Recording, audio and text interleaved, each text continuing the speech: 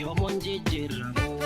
dheeraaf sirrii isaa uummata Oromooti gadaan taliigamu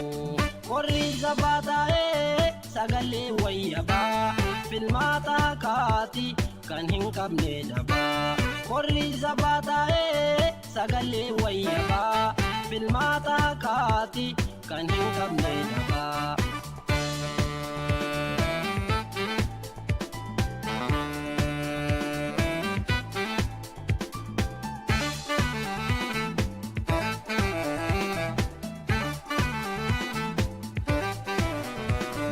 Ila zabatirra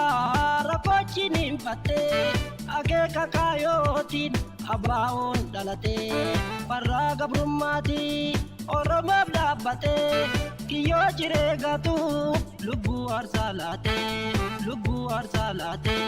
xiqqaaf guddaan jennu hundi ilmaan ayyaa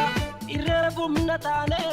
falmanna Oromiyaa orata abbaa'ooti waboon gachana Oromooti waboon orata abbaa'ooti waboon gachana Oromooti waboon inna Oromiyaa wala bani jara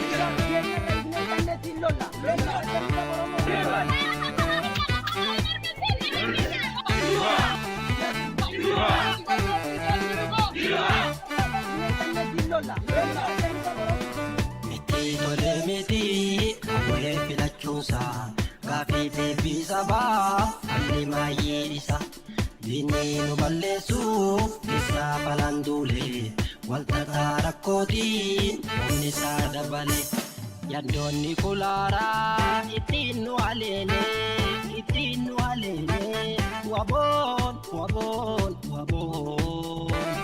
waboon yoomuun baaduu mirgaaf milkii malee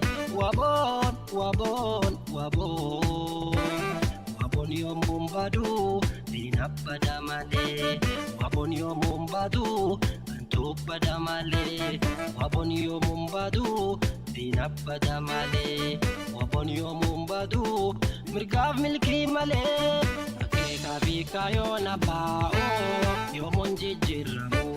dheeraaf sirrii isaa uummata Oromooti gadaan taliigamu warri zabaa taa'ee sagalee wayyabaa filmaata kaati kan hin qabne dabaa warri zabaa taa'ee sagalee wayyabaa filmaata kaati kan hin qabne dabaa.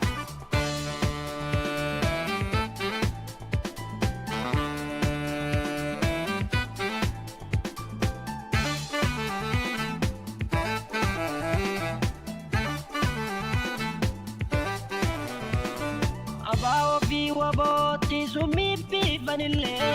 inoo dandamanne ni jirra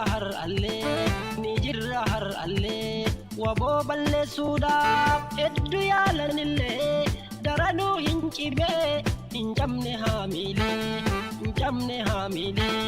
dhugaa argamsiisuuf baqatte waan dharaa bosonatti galtee gootee qabsoo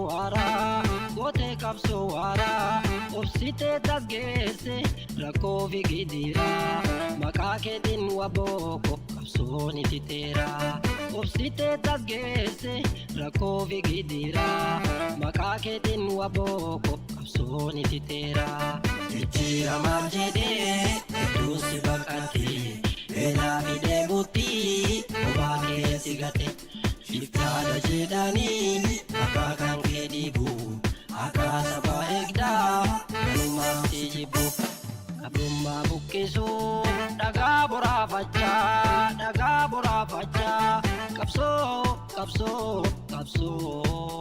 qabsoo asiin keessee firii muka nyaachaa qabsoo